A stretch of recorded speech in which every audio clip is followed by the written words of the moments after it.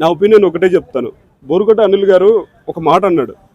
ఎప్పుడంటే ఒక ఇంటర్వ్యూ పెట్టినప్పుడు అన్నాడు. ఏమన్నా అంటే నేను పవన్ కళ్యాణ్ని చంపుతా, నరుకుతా, కోస్తా అన్నాడు. సో నా వెనకాల జగన్మోహన్ రెడ్డి ఉన్నాడు అన్నాడు. సో ఒకప్పుడు అడ్డగోళంగా మాట్లాడి దాదాపు 9 నెలలు కూటమి ప్రభుత్వం వచ్చినాక 9 నెలలు జైల్లో కూర్చున్నాడు. ఆయన కూడా సిగ్గు లేకుండా మళ్ళీ వచ్చి ఏదేదో అన్నాడు. సో ఇవాళ అతన్ని కాపాడడానికి పక్కన వాడి భార్య తప్ప ఇంకొకడు ఇవ్వలేడు. సో ఫస్ట్లో నోరు మంచిగా ఉండింటేనా ఇవాళ బోరుగడ్డకు ఆ పరిస్థితి వచ్చేది కాదు. సో జగన్మోహన్ రెడ్డి ఉన్నాడని వెనకాల వాగకుండా వాగాడు. సో అడ్డగోళంగా ఎప్పుడే కానీ వాగకూడదు. నోరును అదుపులో పెట్టుకుంటే ఎవడైనా ఎక్కడైనా బాగుపడతానని నా మనవి. అభిప్రాయం ఒకటే అండి, బోరుగడ్డ అనిల్ గారు నోరు మంచిదైతే ఊరు మంచిది అవుతుంది. నోరును అదుపులో పెట్టుకోలేదు. ఫస్ట్ నుంచి కూడా చాలా అడ్డగోళంగా వాకాడు. చంద్రబాబు మీద, లోకేష్ మీద, పవన్ కళ్యాణ్ మీద అయితే నరుకుతా, సంపుతా, నా వెనకాల జగన్మోహన్ రెడ్డి ఉన్నాడని చెప్పి నోటికి వచ్చినట్టు వాగాడు. చివరికి ఏమైపోయింది? అదే జగన్మోహన్ రెడ్డి ఇంటి దగ్గర ఒక భారీగా తను తప్ప ఇంకొకరు లేరు. కనీసం 10 మంది లేరు. ఈడ్చి కొడితే వెనక కూడా ఒక్కరు లేదా ఇద్దరున్నారు తన భార్య. ఆఖరికి భార్యే తనకు సపోర్ట్గా వచ్చి కూర్చుంది. ఏదైనా కానీ ఎవరైనా కానీ రాజకీయ నాయకులు, కార్యకర్తలు, వీరగతులు, అవతలున్న పార్టీలు, యువతలున్న పార్టీలు ఇవన్నీ తాత్కాలికమండి. నీ మనసు, నీ మాట తీరు చాలా జాగ్రత్తగా ఉండాలి.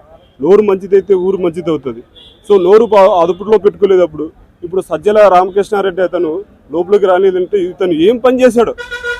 సో ఇంకోటి ఏంటంటే పార్టీ నాశనం అవడానికి కూడా, వైఎస్ఆర్సీపీ పార్టీ నాశనం కావడానికి సజ్జల రామకృష్ణారెడ్డి ఒకరు, పెద్దిరెడ్డి ఒకరు, ఇంకొకరు ఆయనకు జగన్మోహన్ రెడ్డి సజెషన్ ఇస్తున్న వాళ్ళు చాలామంది ఉన్నారండి, చాలామంది ఉన్నారు.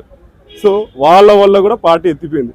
ఓన్గా కెపాసిటీ తీసుకునేంత ఆలోచనలు జగన్మోహన్ రెడ్డి దగ్గర లేవండి. ఫస్ట్ అది.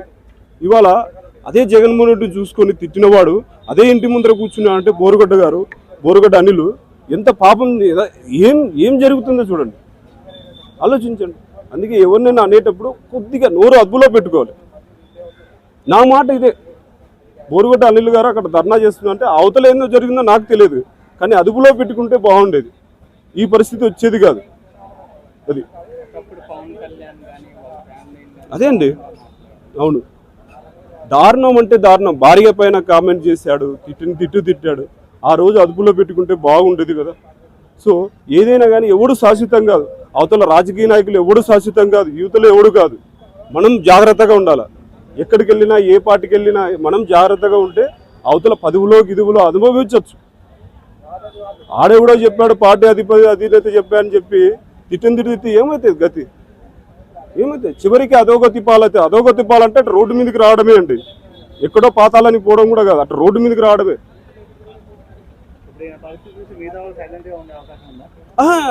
చెప్పలేమండి. ఇప్పుడు ఒకటండి, ఒకటి తల్లి బిడ్డ అనుకోండి. తల్లి బిడ్డ ఏం చేస్తారంటే, ఒక జంతువు వచ్చేసి మేలు తల్లి బిడ్డ పక్కన పెట్టి జంతువులు తీసుకుందాం. ఇప్పుడు గడ్డి ఆవు చేల్లో మేస్తే బిడ్డ బయట మేస్తుంది చెప్పండి. సో అలాంటి పరిస్థితులు చాలా ఉన్నాయి వైఎస్ఆర్సీపీలో. అంటే మీకు అర్థం కావట్లేదు. నోరును అదుపులో పెట్టుకోలేక, నోరును అదుపులో పెట్టుకోలేక చాలామంది చాలా బూతులు తిడుతున్నారు. సో ఇప్పుడు కూడా వాళ్ళు మారితే మంచిది. అటువంటి వాళ్ళు చాలామంది ఉన్నారు వైఎస్ఆర్సీపీలో. సో నేనేమంటే మారుతారు లేదని తర్వాత క్వశ్చన్, మారాలని కోరుకుంటున్నాను.